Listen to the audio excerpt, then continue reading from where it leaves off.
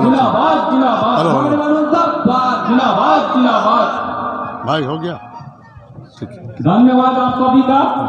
एक मिनट भाई बंद कीजिए। हाँ। सतिंदर सिंह सर क्या कहना चाहेंगे? ऐतिहासिक मीटिंग्स चल रहा है और 400 के पार, जबकि डिक्रीज हो गया 260, क्या कहना चाहेंगे? बुकलाहट देखिए यहाँ का जो अभी हवा है, हम लोग का 42 सीट ही टीएमसी पार्टी को आएगा। ये बीजेपी को भी मालूम है कि पश्चिम बंगाल में हमारा एक भी सीट नहीं आएगा, 42 सीट टीएमसी का आएगा। जिस तरह से देखा जा रहा है डेवलपमेंट को लेकर ममता बनर्जी हर जगह पर बोल रही है, क्या लगता है हेल्थ एजुकेशन पे जो काम हुआ है क्या बाकी रह गया आपकी नज़र में? हमारे नज़र में तो जो भी दीदी वादा किए थे सब पूरा कर दिए हैं। जो लक्की भंडार देखिए, रूपोश्री, कन्याश्री, सबू साथी, और मेन है कि आप गांव देहात में जाइए, रास्ता का निर्माण देखिए, नाला का देखिए। सबसे बड़ा उदाहरण है, इस बार हम गंगा सागर मेला में गए थे तो जो भी वहाँ तीर्थयात्री थे वो यही बोल रहे थे कि ममता दीदी जो है ये सागर को पूरा चमका दी है, कि इतना तो कुंभ में भी व्यवस्था नहीं है, जबकि यहाँ 20 से 25 लाख लोग आते हैं लेकिन किसी तरह का तकलीफ नहीं है। रोड है, रास्ता है, पुलिस का व्यवस्था है, उन लोग का रहने का व्यवस्था, खाने का, पीने का। ये 2011 में दीदी के आने के बाद ही हुआ है। इसके पहले तो वाम फ्रंट का सरकार था जो तीर्थयात्री से पैसा वसूल करते थे। जिस तरह से देखा गया है डायमंड हार्बर कॉन्स्टिट्यूंसी में अभिषेक बनर्जी के नेतृत्व में जो काम हुआ, जो डेवलपमेंट हो रहा है, इस बारे में क्या बोलना चाहेंगे? इससे डेवलप का तो एक उदाहरण हम ही हैं, जो आज तक लगता है कि 94 से लेके अभी 30 साल हो गया यहाँ पौर सभा हुआ। इस बार हम लोग को अभिषेक बनर्जी जी का तरफ से 26 लाख रुपया जो है हम लोग के पक्का रास्ता के लिए मिला है। हम उनसे अनुरोध किए थे कि हमारे संगति पल्ली है, नया जगह है, वहाँ मट्टी है, अभी बरसात होने से सब पानी में जाते हैं। तो ये बोले ठीक है आप लोग जो है रास्ता दीजिए। हम लोग 9 ठो रास्ता दिए, 9 रास्ता का निर्माण जो है अभी 7 से करीब हो गया, 1-2 ठो जो बाकी है, वोट के पहले ये सब हो जाएगा। शुभेंदु अधिकारी का कहना है कि जो लक्ष्मी भंडार है ये तो भीख की तरह है। दिलीप घोष, जब बीजेपी आएगी तो इससे ज़्यादा पैसा देगी, क्या कहना चाहेंगे आप? क्या ये लालच है? क्या लगता है लालच? ये सबको मालूम है। बीजेपी हम लोग को लालच दे के क्या दिया है? दीदी तो अभी 500 से 1000 हुआ, हमको तो लगता है कि 2026 आते आते हो सकता है 1000 का 2000 हो जाए। अभी एक बयान आया था पीएम नरेंद्र मोदी का, जो कि देश के महाराज कहलाया जाते हैं। एक प्रधानमंत्री को इस तरह का बयान नहीं देना चाहिए एक समुदाय के खिलाफ, एक रिलीजन के खिलाफ, कि घुसपैठिया है। और उसके बाद अभी फिर पलट गए हैं कि हिंदू मुस्लिम को लेकर हम कोई बात नहीं करेंगे। क्या कहना चाहेंगे? इसे देखिए, उनका जो है एक ड्रामा के तरह है, जहाँ जहाँ जाते हैं अलग बात बोलते हैं। हिंदू को लेके तो हिंदू, वो जो नरेंद्र मोदी जो हैं उनको अपना ऊपर एक दिन का खर्चा कितना है तो देखिएगा तो लाखों रुपया चला जाएगा, लेकिन वो अपने माँ के लिए 1-4 लाख का गाड़ी नहीं दे सके। किस लिए? कि जनता देखेगा कि ये अपना माँ को यदि नहीं दे रहे हैं तो इसका मतलब ये बहुत ईमानदार हैं, लेकिन उनका देखा जाएगा तो एक कप चाय का कीमत जो है वो 10,000 रुपया है।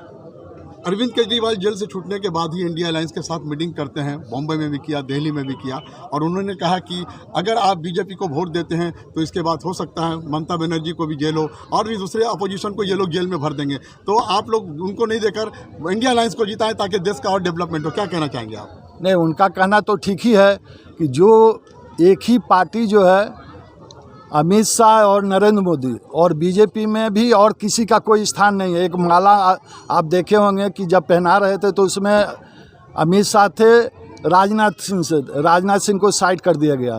तो जो अपने ही नेता को अपमान करते हैं तो दूसरा को नेता को क्या सम्मान करेंगे? नहीं करेंगे।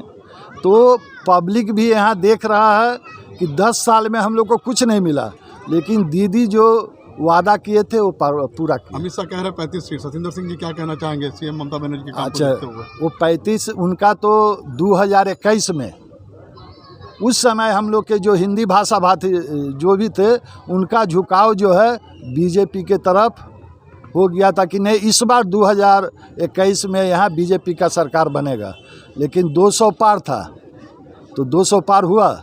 जब 200 पार नहीं हुआ तो 400 पार कैसे होगा? क्या लगता है इस बार अभिषेक बनर्जी जी का क्या टारगेट दे रहे हैं आप लोग? अभी देखिए, हम लोग का यहाँ जो है 3 से 4 लाख वोट से अभिषेक बनर्जी जीतेंगे। और हम लोग का इलाका का सौभाग्य होगा कि ममता बनर्जी के बाद यहाँ चीफ मिनिस्टर का स्थान अभिषेक बनर्जी का होगा। तो हम लोग यदि यहाँ से लीड देंगे तो जब मुख्यमंत्री भी रहेंगे तो हम लोग जाकर बोल सकते हैं कि हम लोग 1 नंबर वार्ड में आपको लीड दिए थे। दादा पूरा बंगाल का क्या वार्ता देना चाहिएगा अभिषेक बनर्जी टीएमसी के बारे में? सर अभिषेक बनर्जी जो हैं युवा का नेता हैं, वो अपना बहुत मेहनत कर रहे हैं और अपने बलबूता पर वो चाह रहे हैं कि 42 का 42 सीट मिले। कि बीजेपी जो झूठ बोल के आदमी को गुमराह कर रहा है उसको हम लोग पता कर दें कि ना हम लोग को 42 सीट आया। थैंक यू, बहुत बढ़िया। कांग्रेस के संबंध में एक बात मैं बोलना चाहता हूं, हम भैया को बोले भारतवर्ष का राष्ट्रीय कांग्रेस के अध्यक्ष खड़गे साहब ने अपने बयान में इस बात को कहा है कि अगर पार्टी में रहना है तो हाई कमांड की बात को मानना होगा।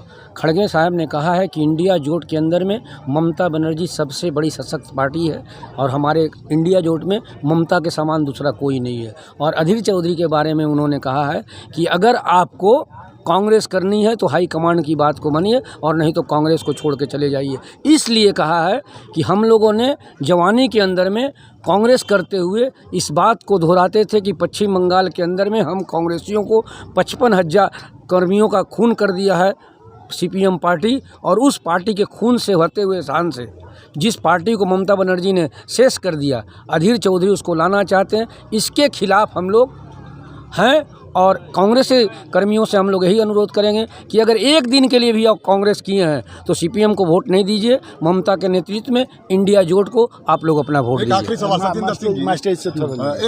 सतिंदर सिंह जी, अभिषेक बनर्जी जो डायमंड हार्बर कॉन्स्टिट्यूंसी से एमपी के कैंडिडेट हैं, क्या यहाँ के लोगों को क्या पैगाम देना चाहेंगे आप अपनी जानिब से as a councillor Maheshtala ward number 1? मटिया बुरुज विधानसभा से जब हमारे एमएलए खालिद मुल्ला 1,20,000 से जीते हैं तो हम लोग यही आशा करते हैं कि ये 1,20 के जगह 1,40 हो, जो मटिया बुरुज विधानसभा का रिकॉर्ड बने।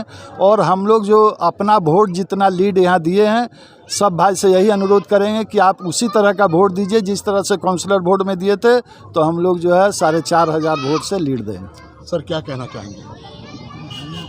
मैं सिर्फ अपने तरह से एक शिक्षक के नाते ये कहना चाहता हूँ कि इस मर्तबा जो लोकसभा का जो निर्वाचन हो रहा है वो सिर्फ 3 मुद्दा ही पे हो रहा है।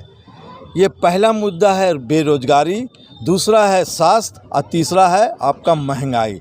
इसके चूँकि भारतवर्ष के जो है जनता को अब ये बात समझ में आ गया है कि धर्म की राजनीति से अब हम ऊपर आएंगे। और अभी जो बीजेपी जो ये नारा लगाए हैं अब की बार 400 बार, तो 380 वोट हो चुका है चौथे चरण में, 5वां चरण में कल 69 वोट है, लगभग 450 कल तक हो जाएगा। सिर्फ 103 या 104 बाकी है। तो अब की ये नारा वो नारा ध्वंस होगा, अब की बार बीजेपी की हार।